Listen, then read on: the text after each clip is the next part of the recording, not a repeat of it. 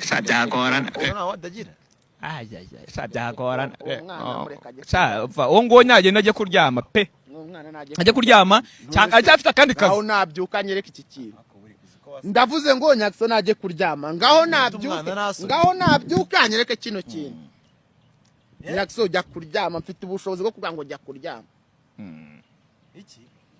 Hamwe n'ibi bintu mfite akakanya. Mfite ubushobozi bwo kubwira Nyakso umwana jya kuryama ibintu byihorera. Ubu ntago bibona. Buri kana buri nguni tubwiye Nyakso ngo none se ntago bibona. Uzi ko nta n'imyaka ibiri muramara. Nicyo kibazo rero none. Nibyo bintera ubwoba.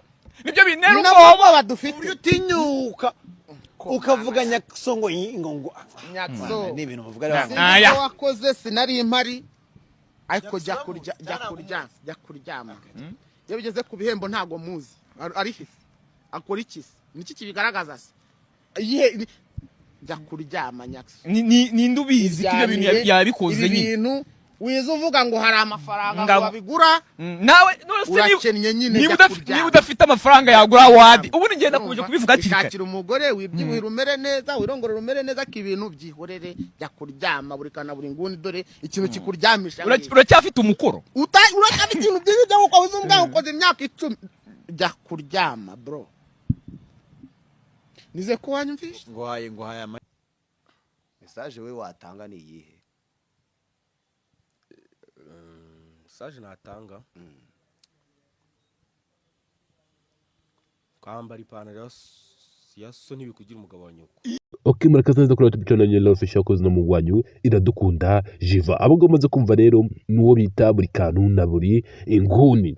Aya rero na amatiku yatangiye cyane by'umwihariko watangiye kuvugwa cyane cyangwa se go trendinga cyane kwa social media by'umwihariko TikTok ku munsi weje kumusibeje nyine nibwo ibintu byatangiye go trendinga cyane twumva buri kantu na buri nguni baryamisha uwo bita Nyakso bamubwira ati jya kuryama wowe nta bikombo ufite na award ufite bamuryamisha nyine kandi Nyakso turabizi ni umukontenti twakunze cyane n'umunyakomediya twakunze cyane ari naho babwiye Nyakso wowe nicyo wasubiza buri kantu nyine buri kantu nyine yaragutocerenze byadanje yakuvuza cyane na buri nguni we ni igiki wabasubiza Nyakso yamaze nk'iminota 5 atarabasubiza umunyamakuru akomeza agenda amureshya amubwira ati subiza koko Nyakso iminota 5 yose yimara ataraho umunyamakuru igisubizo nyine wavuga ngo cyababaza buri kantu cya buri nguni gusa umunyamakuru yabonye ko Nyakso yanze kumuha igisubizo agira haramubaza ati se Nyakso ngano notanga message kuri buri kantu buri nguni ibyo Nyakso yavuze mwarabyumvishe ntabwo nabisubiramo nabibumvishe mu kanya cyane mukanyidonjya bibumvishe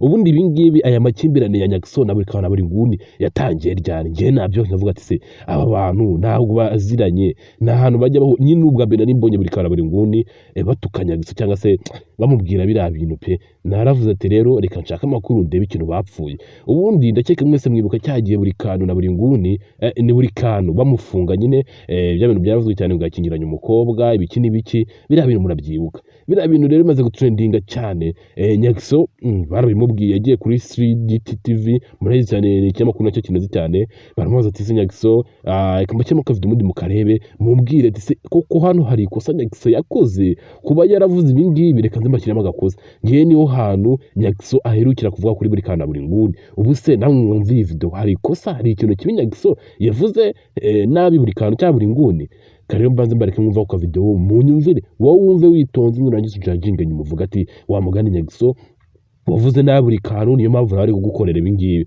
cyangwa ubwo ngo byaba ari ibindi bakoranye nabyo mu gikari nyine twe tutabasha kuba tutamenya gusa nyine n'ubwa mbere Nyakso yaravuze kuri uyu muntu igabita buri kantu pe uyu buri kantu sinzana yabikuye ubwo reka mbakema ku video maze mukumve none bikugenda kuri subscribe no mu wajya gukunda Jiva ciao umva ku video harabayise bakeka video iyi video gute hari video yasohotse yayindi bitiraga buri kantu ariko itariye ari umukobwa undi muntu ari muri mu gitsina cye abenshi ibyo bakekaga wowe ubona ko yatawe muri yombi waketse ko yabazize iki bwa mbere tarasoma inkuru zisoma umubona ngo buri kantu atawe muri yombi ubibona waketse ko batawe muri yombi kubera iki kubera ko gukeka ari icyaha rero ntago naketse ahubwo nakomeje nsoma inkuru kuko byari byose niba umuntu yanditse ngo umuntu yatawe muri yombi hari ibyo ashyiramo yazize nakomeje nsoma inkuru rero mpita mbona ibyo yazize bya nyabyo koko mbona ibyo yazize bya nyabyo ko umuvugizi yari yabivuzeho naje kumva n'amajwi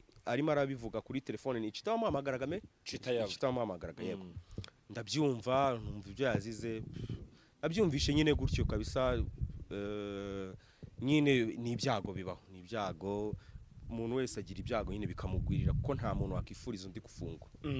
Cyane cyane umuntu w'umugabo ntabwo wakifuriza umuntu w'umujene uri mu iterambere gufungwa. Ariko ibyo ari byose niyo mpamvu urwego ruba ruhari, iyo rubona hari amakosa yakoze niyo mpamvu ruba ruhari ngo rumukebure. Kandi buriya gukebura umuntu ntabwo ari ngombwa kumuhana, n'inama zishobora kuzamo, cyane ko wenda bishobora kuba ari ubwa mbere bifatiwemo. Barabaransinga n'abantu bakuru kandi bagakora icyo bashinzwe. Yego. Nyuma y'uko se ubonye ko yafunzwe, wagize amakenga uravuga uti kamamagare buri nguni mubaze cyangwa se usure buri kantu? Hari ikintu wakoze muri ibyo ngibyo gusura ko basura buri kantu cyangwa bavugisha buri nguni? Aho ngaho rero byaba bise biba bwa buryarya no kwiyerurutsa, kubera ko first of all ntabwo dusanzwe tuvugana. Ubwo rero mpise hari ukuntu bitagaragara neza. Hari ukuntu bitagaragara neza, ariko ibyo ari byo byose buriya iyo turi mu ruganda rumwe, buriya nubwo tutaba tuhurira mu bintu runaka, ariko nkeka ko twese tuba tuziranye.